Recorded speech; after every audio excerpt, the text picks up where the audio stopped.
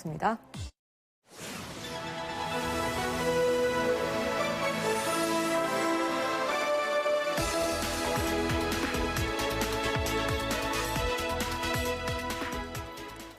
여러분 안녕하십니까? 5월 22일 수요일 뉴스투데이 강원입니다.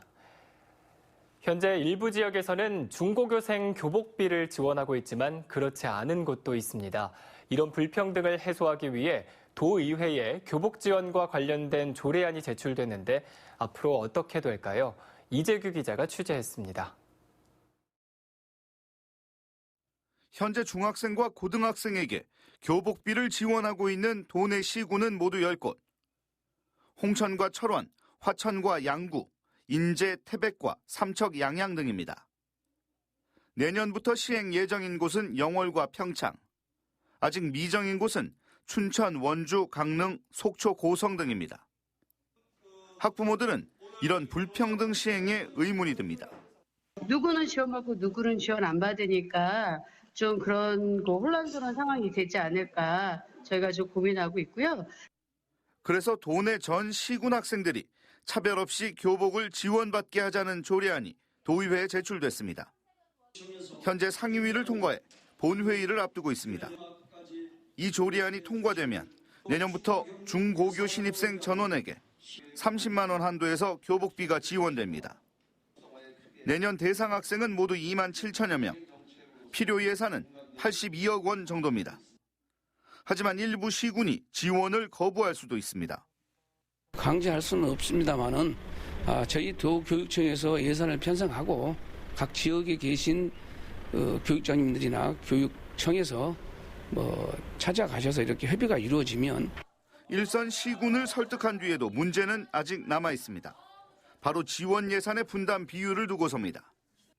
현재 도교육청은 자치단체와 5대5로 예산 분담을 하려고 하지만 강원도와 시군 자치단체는 자신들이 3, 교육청이 7을 부담해야 한다며 신경전을 벌이고 있습니다. 도청과 이제 본격적으로 이제 분담률 부분에 대해서 협의를 시작하고 또 18개 시군 중에서 아직 조례 제정이 되지 않은 곳이 있습니다. 그런 곳들도 이제 찾아다니면서 협조를 요청해서 예산 편성을 해야 하기 때문에 조례가 본회의를 통과하면 늦어도 오는 9월까지는 두 기관이 협상을 마무리해야 합니다. 무상급식에 이어 무상교육의 한 축을 담당하는 무상교복 정책이 내년부터 예외 없이 실행될 수 있을지 관심입니다. MBC 뉴스 이재규입니다. 속초 고성 산불이 발생한 지 한 달하고 보름이 지나면서 주택 복구에 속도가 붙고 있습니다.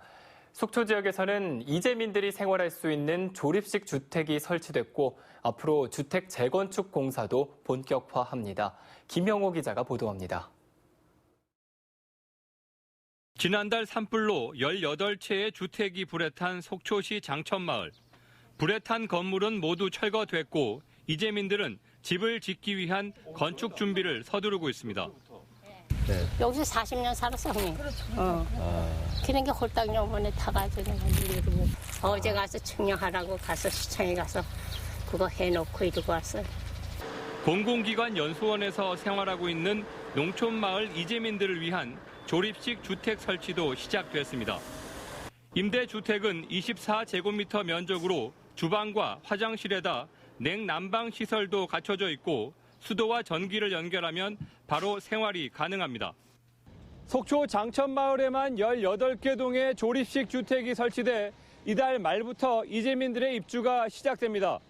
속초시는 전체 산불 이재민 77가구 가운데 24가구에 조립식 주택을 무상으로 제공하고 나머지 가구는 임대 아파트 입주 등을 지원할 예정입니다.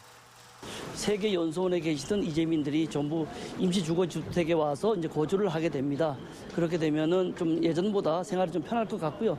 저희들은 빠른 시일 안에 항구 복구해가지고 그분들이 영구주택으로 들어갈 수 있는데 356세대의 산불 이재민이 발생한 고성군에서도 다음 주부터 조립식 주택 설치가 시작됩니다. MBC 뉴스 김영호입니다.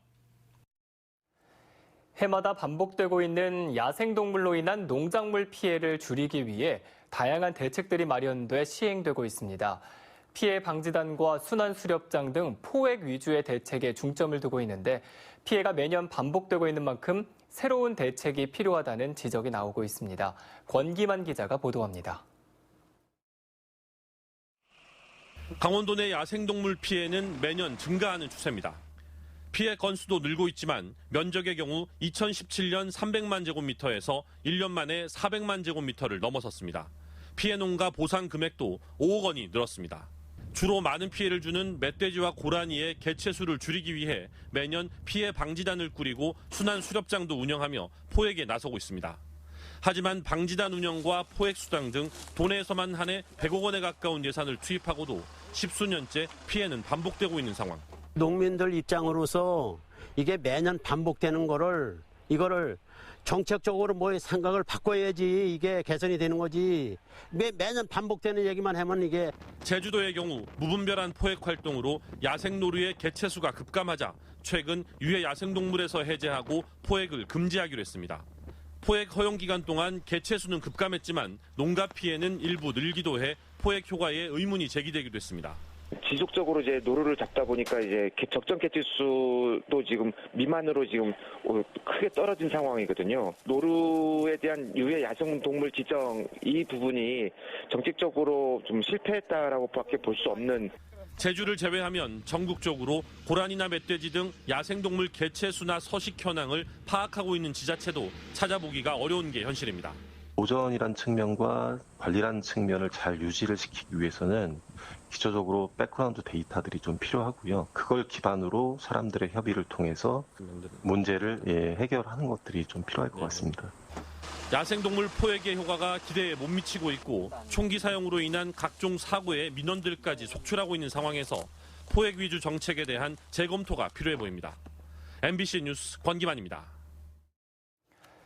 산란기를 맞아 5월 한 달 동안 해상 불법 어업에 대한 집중 단속이 이루어지고 있습니다. 이용 기자가 어업 지도선을 직접 타고 불법 어업 단속 현장을 동행 취재했습니다. 이른 아침 어업 지도선이 강릉 주문진항을 출항합니다. 30여 분쯤 지나 도착한 곳은 양양 남해항 앞바다. 조업 중인 어선들을 대상으로 불법 어업 단속이 시작됩니다. 불법 포획 및 유통, 판매 행위를 절대 하시면 안 되고요. 알고 있어요. 저 무정국에서 다 연락하더라고. 무정국에서 안 것도 다 얘기하더라고. 봄철 산란기를 맞아 이처럼 해상에서 어업 지도선의 불법 어업 집중 단속이 이루어지고 있습니다.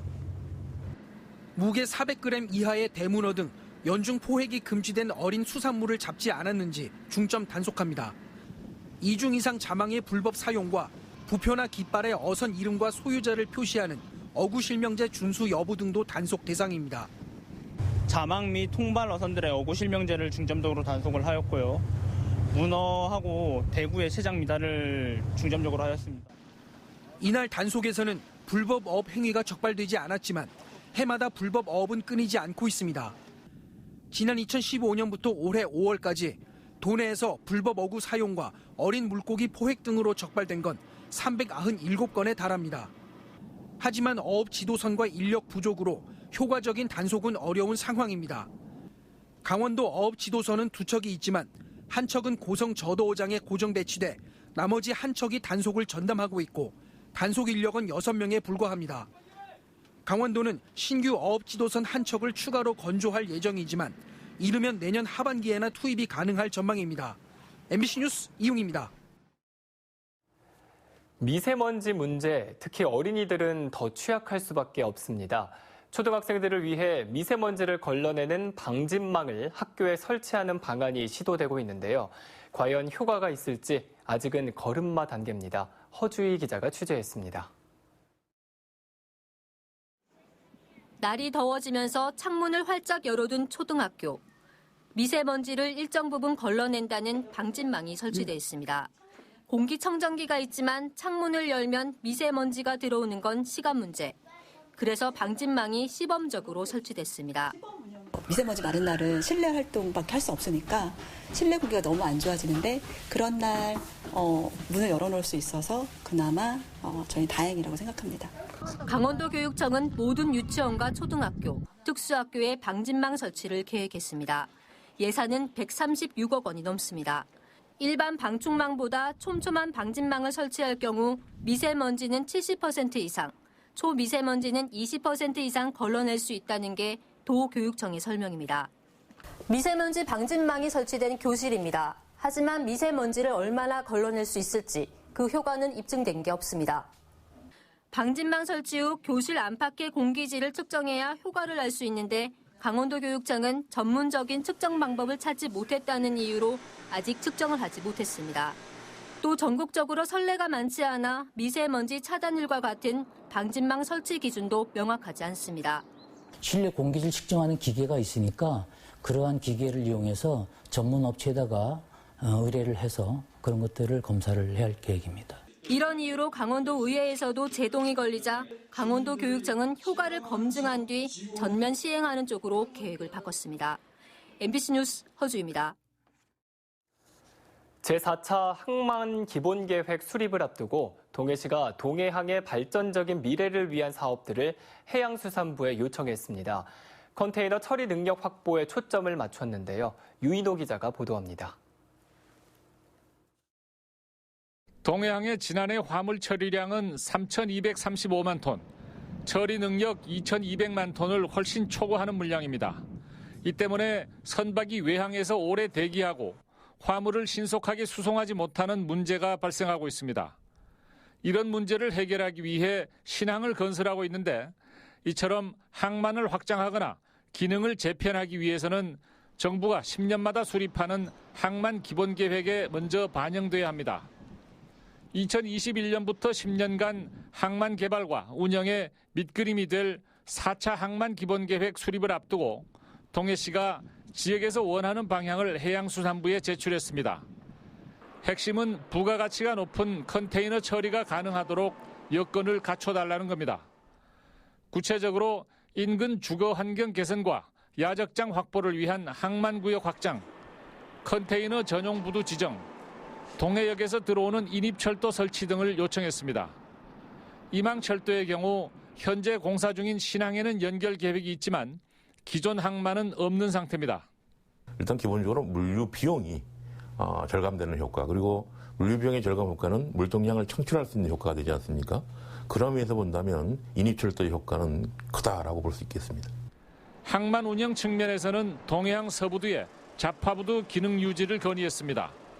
한때 컨테이너를 취급하다가 중단된 뒤 주로 광물을 처리하고 있는 곳입니다. 컨테이너 하역을 위한 대형 크레인 설치와 부두 개축도 요청했습니다. 해양수산부는 전문기관의 검토와 지자체 협의를 거쳐 내년 6월까지 4차 항만 기본계획을 수립할 예정입니다. MBC 뉴스 유인호입니다. 강원도는 오늘 전국 자동차세 등 상습 체납 차량 일제 단속의 날을 맞아 18개 시군과 함께 체납 차량 일제 단속에 나섭니다. 이번 단속 대상은 자동차세 2건 이상이나 차량 관련 과태료 30만 원 이상의 체납 차량과 체납 차량 가운데 소유자와 점유자가 다른 대포 차량입니다. 해당 체납 차량이 적발되면 현장에서 납부를 유도하거나 미납 차량은 번호판을 영치하고 또 대포차 등 체납액 미납 차량에 대해서는 압류와 인도 명령 실시 후에도 명령 불이행하면 강제 견인 뒤 공매 처분 등을 실시하게 됩니다. 동해교육지원청이 동해특수학교 설립을 위한 건축 공사를 조만간 시작할 예정입니다. 동해교육지원청은 동해특수학교 건축을 위한 시공업체를 선정한 데 이어 건물의 위치를 정하는 시설 측량을 거쳐 이른 시일 안에 공사를 시작할 계획이라고 밝혔습니다. 이에 대해 인근 주민들은 교육당국이 남호초등학교 이전 당시에 약속을 지키지 않았다고 반발하며 특수학교 건축 공사를 저지하겠다는 입장을 유지하고 있습니다. 강원도 내 공사장에서 발생한 안전사고로 최근 3년 동안 23명이 목숨을 잃은 것으로 나타났습니다. 강원도 소방본부에 따르면 최근 3년간 공사장 등 산업 현장에서 모두 1,078건의 안전사고가 발생해 23명이 숨졌습니다. 산업 현장 사망자는 2016년 14명에서 지난해에는 4명으로 감소 추세를 보이고 있지만 부상자는 3년 동안 하루에 1명꼴로 발생하면서 줄지 않고 있습니다. 사고 원인은 높은 곳에서 추락하거나 넘어진 경우가 전체의 절반을 차지했습니다. 이어서 날씨입니다. 오늘 강원도 지역은 맑겠습니다. 낮 최고 기온은 21도에서 29도 분포로 일교차가 크겠습니다. 그럼 자세한 오늘의 날씨와 행사를 안내해드립니다.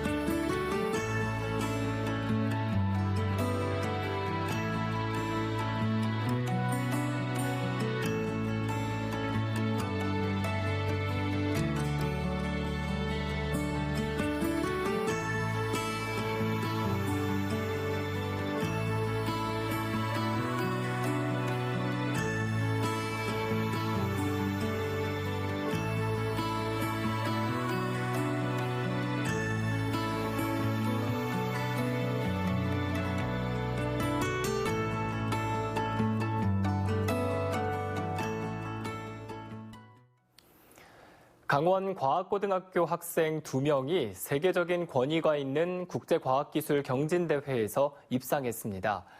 이 학교 3학년생인 김윤지 라지연 학생은 머위잎 내생균을 활용한 식중독 저항성 상추 개발이라는 작품으로 식물학 부분에서 2등상과 중국과학단체 특별상을 수상했습니다.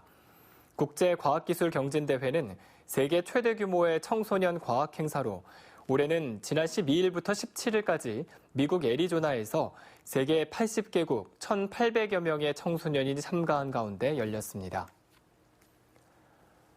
고성 지역 주민들이 공직선거법 위반 혐의로 재판을 받고 있는 이경일 고성군수를 위한 탄원서를 법원에 제출했습니다. 고성 산불 피해 이재민 비상대책위 등 고성 주민들은 만여 명이 서명한 탄원인 명부를 춘천지법 속초지원에 전달하고 산불 피해 복구와 남북관계 발전을 위해 고성군수에 대한 선처를 호소했습니다. 이경일 고성군수는 지방선거에서 선거 사무원들에게 법정 수당 외 돈을 제공한 혐의로 지난 9일 검찰로부터 징역 2년을 구형받았습니다. 속초시가 환경부의 국립공원 변경계획 수립에 반영하기 위한 설악산 국립공원 속초권 경계부 타당성 검토 용역을 시행합니다. 속초시는 노학동 설악자생식물원 일원 등 공공시설 예정지 5개소와 주민 건의지역 6개소에 대한 용역 결과를 토대로 이들 지역의 공원구역 해제를 환경부에 요청할 방침입니다.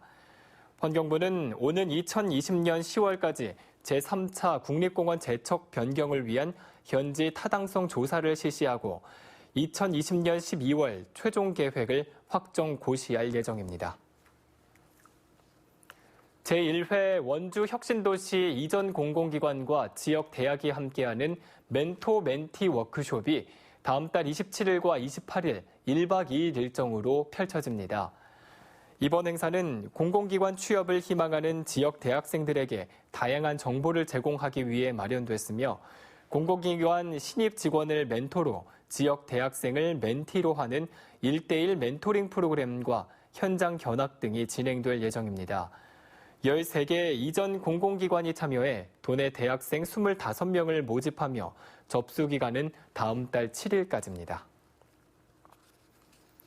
비무장지대를 연결하는 평화안보 체험길인 DMZ 평화의 길 철원 구간이 6월부터 개방됩니다.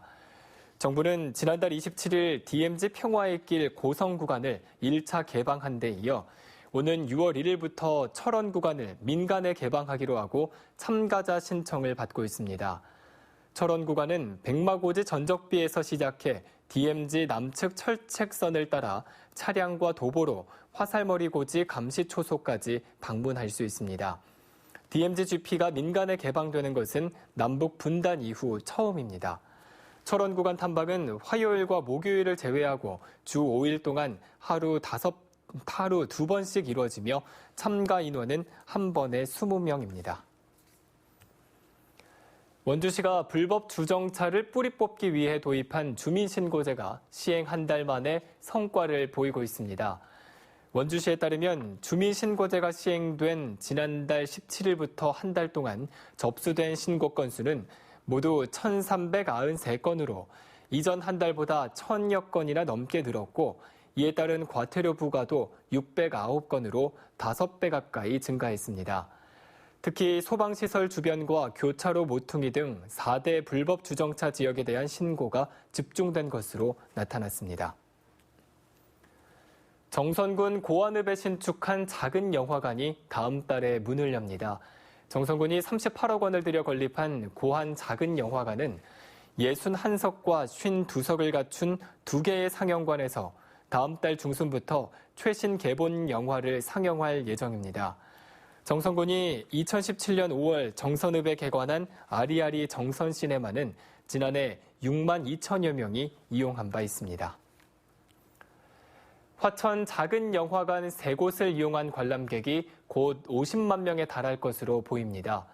화천군에 따르면 2014년 12월부터 지난해까지 작은 영화관의 이용객은 모두 48만 9천여 명으로 집계됐습니다. 특히 작은 영화관 3곳이 모두 운영을 시작한 2016년부터는 해마다 13만 명에서 15만 명이 영화를 관람해 지난해에만 9억 5천만 원의 매출이 나는 등 지역 문화공간으로 정착돼 가고 있습니다. 강원도교육청이 도의회에 제출한 추경 예산 중 66억 원이 감액됐습니다. 강원도의회는 도교육청이 제출한 추경안을 예비심사해 교원용 태블릿 PC 지원비 23억 원, 그리고 각급 학교 도서자료 지원비 39억 원을 감액했습니다. 이상으로 뉴스투데이 강원을 마칩니다. 시청해주신 여러분 고맙습니다.